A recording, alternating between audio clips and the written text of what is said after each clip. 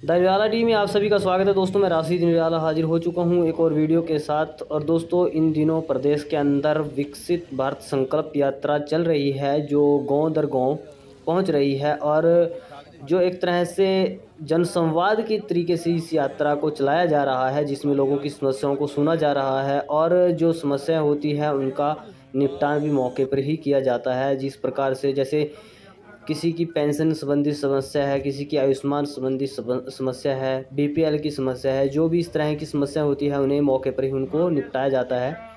तो इसी तरह से आज खिजराबाद के गांव इस्माइलपुर में ये संकल्प यात्रा पहुंची, जहां पर हरियाणा के शिक्षा मंत्री कंवरपाल गुर्जर मुख्य अतिथि के रूप में पहुंचे और लोगों ने उनका खूब ज़ोरदार तरीके से स्वागत भी किया। क्या कुछ कहना है वो भी हम आपको इस वीडियो के माध्यम से सुनाएंगे, लेकिन देखिए किस प्रकार से कार्यक्रम चलता है। एजुकेशन डिपार्टमेंट के शिक्षा विभाग है जो स्कीम है,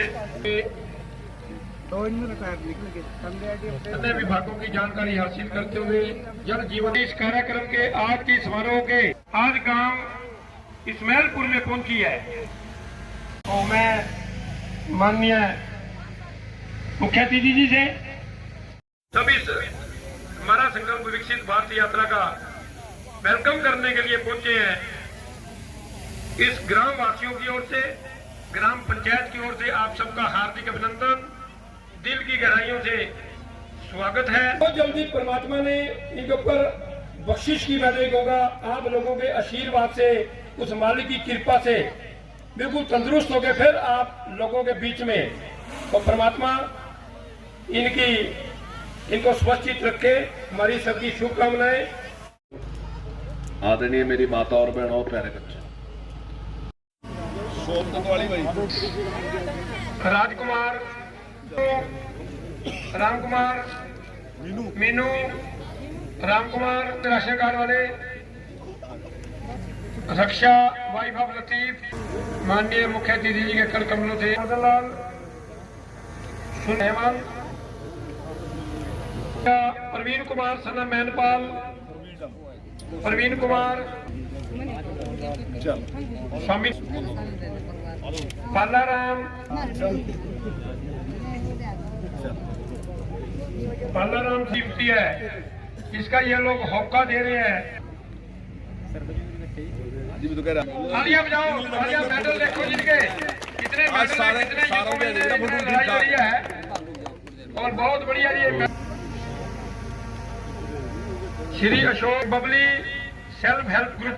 आज इस्माइलपुर गांव में ये यात्रा पहुंची और काफ़ी बड़ी संख्या में लोगों ने इसमें भाग लिया और कुछ लोगों की पेंशन और कुछ लोगों के जो बीपीएल कार्ड थे, आयुष्मान कार्ड थे, प्रॉपर्टी के थे, तो यहीं इसी स्थान पे ही बनाए गए, उनको वो सौंपे गए। और कुछ लोग हैं जिनका वो बनने हैं लेकिन अभी टाइम लगेगा, वो सिस्टम में डाल दिए और जल्दी वो भी उनके तैयार देने उनको मिल जाएंगे। ये लोगों में बड़ा उत्साह है। दूसरी बात यह है कि लोगों को जानकारी मिलती है। मान लीजिए हमने एक योजना शुरू की कि जिसकी आमदनी 1 लाख से कम है और उसको अगर 1800 यूनिट से कम उसका बिल है तो हम 36 रुपये दे के उसका पूरा बिल माफ़ कर रहे हैं। तो उसकी जानकारी मिलती है जब हम बताते हैं। ऐसे ही दयालु योजना है जो हमने अभी शुरू की कि मान लीजिए अगर कोई कमाने वाला व्यक्ति है, उसकी डेथ होती है तो सरकार उसमें 5 लाख रुपये देती है और अगर 45 से बड़ा है तो उसमें 3 लाख देती है और अगर 25 से छोटा है तो उसमें भी 3 लाख देती है, 2 लाख, 1 लाख, इस प्रकार की स्कीम है। तो वो सारी की हम जानकारी देते हैं। तो मैं समझता हूँ जो ज़रूरतमंद आदमी है, अब यह सबको पता चल गया तो अगर कोई कल ऐसी स्थिति होती है तो वो उसको बता देता है कि भाई उन्होंने ये बात बताई थी यहाँ, तो उसका लाभ उठा सकते हैं। तो मैं समझता हूँ आम आदमी को जानकारी मिलती तभी लाभ उठाता है, उससे बड़ा फायदा है। तो सर निश्चित तौर से वो सपना साकार होगा और जो भी जिस प्रकार की पहले कमियां थी, चाहे पीने के पानी की दिक्कत थी, चाहे गैस की दिक्कत थी, चाहे घर की दिक्कत थी, घर नहीं था, चाहे लोगों के पास इलाज कराने की दिक्कत थी, तो ये सारी की सारी जो दिक्कतें थी, चाहे शौचालय की बात थी, खुले में जाते थे, तो ये बहुत सी ऐसी थी जो हमें बहुत पीछे रख रही थी। तो उन सारी कमियों को हम दूर करके और भारत को विकसित राष्ट्र बनाने के लिए प्रयास कर रहे हैं।